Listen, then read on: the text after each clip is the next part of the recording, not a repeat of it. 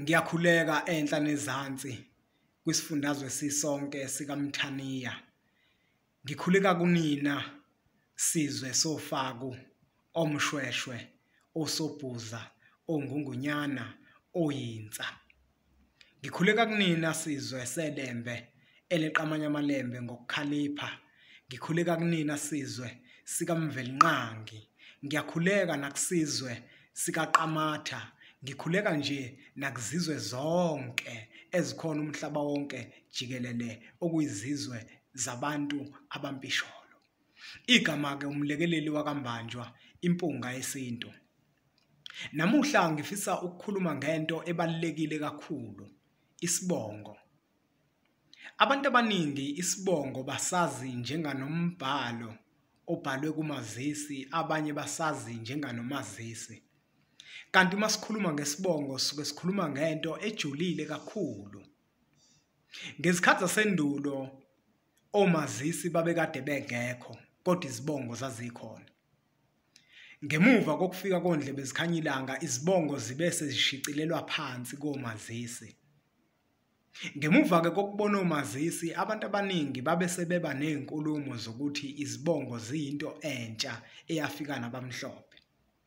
Ngesizathu sokuthi mabesibuka isibongo basibuka njenganombhalo obhalwe kumazisi, kanti isibongo asiwona umbhalo obhalwe kumazisi. Siyini isibongo? Ngaphambi kokuba ngichaze ukuthi siyini isibongo, ngiyafisa ukuveza ukubaluleka kwesibongo ukuthi sibaluleke kangakanani. Isibongo sibaluleke ngendlela yokuthi uma sisibuka thina ngokwesintu sisibuka njenganokhiye owenza izinto ezimbili empilweni yomuntu. Isibongo masingaqondile siwukhiye ovala yonke iminyango yempumelelo yomuntu.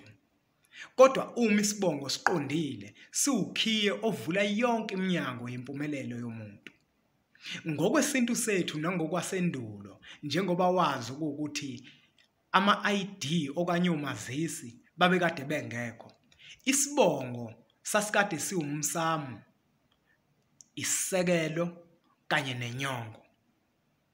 Isibongo sasingewona umbhalo nje njengakulesikhathi sanamuhla. Uze umuntu ethi wena ingoba ubiza isibongo sikayihlo kodwa abazali bakhe abacacile, kumele ushintshe i-ID. Umuntu okutshela leyo nto usuke ekukhulumela amampunge, umuntu osuke engazi ukuthi kufanele athini kuwena. Isibongo siwumsamu nesisekelo nenyongo. Awukwazi ukuthi ngingathiwa ashintshe i-ID ekubeni ungakaze wenzelwe isiko lakini. Uma uyingane uzalelwe ekhaya usebenzisa isibongo sakomalume okanye ungaphansi kophahla lakomalume, ubususebenzisa isibongo sikayihlo kumazisi ngokomazisi, lokho akunawo umthelela ekunakaleni kwezinto zakho. Kodwa izinto zakho ziqala zonakale uma usuhambe waya kini, bafike bakubandakanya ngaphansi kwesisekelo sabo nomsamo wabo kanye nenyongo. Yilapho-ke izinto zakho zobe sezibheda khona ngoba ususebenzisa manje isibongo engafanele ukuthi usisebenzise. Abantu abadala sebezokubanga bakomalume bakho nabantu bakini ngoba wena usufana nomuntu osebenzisa izibongo ezimbili eyedwa. Ake ngenze into ebufakazi ekuthenini isibongo ngempela asiwona umbhalo sokubhaliwe phansi. Kuyenzeka uthola ukuthi abantu bashadile enkantolo, mabeshada enkantolo babe sebethola isitifiketi okuyincwadi yomshado. Uma kuhamba isikhathi bese ithongo liyakhononda ukuthi lo wesifazane okhona la phakathi kwalamagceke ufana nentombi kulomfana wethu. Nensizwa ngokunjalo nayo ithongo libe seliyitshela ukuthi lo wesifazane ohleli naye la nihlalisene nje.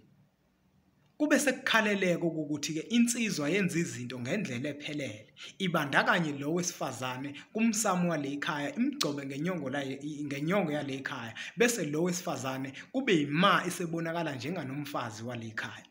Lokho kukodwa kuyasivezela ngokusobala ukuthi isibongo akuwona umbhalo obhalwe kumazisi, kodwa isibongo, isisekelo kanye nenyongo nomsamo. Ilezo zinto zontathu. Uma kufisa ukuthola kabanzi ngalesihloko engikhuluma ngaso, ngibhalile ngaso laphana kwincwadi esihloko sithi amava ahlabahlosile, ngasetha isihloko ngathi isibongo esisekela impilo yomuntu ngokwesimo azaleke kuso. Ngiyasifisela ke isizwe sonke ukuthi sizithole lencwadi engizilobayo ngoba zikhuluma isintu soqobo esingaxutshwe nalutho, esingaxutshwe naswasho, esingaxutshwe namuthi.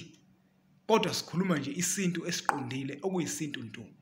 Ngithinteke kwinombolo ethi 079 281 6849 noma ngabe kuphi incwadi siyakwazi ukuthi sikuthumelele. Incwadi ke ziyatholakala nasezitolo zakwa Adams. Asibonge.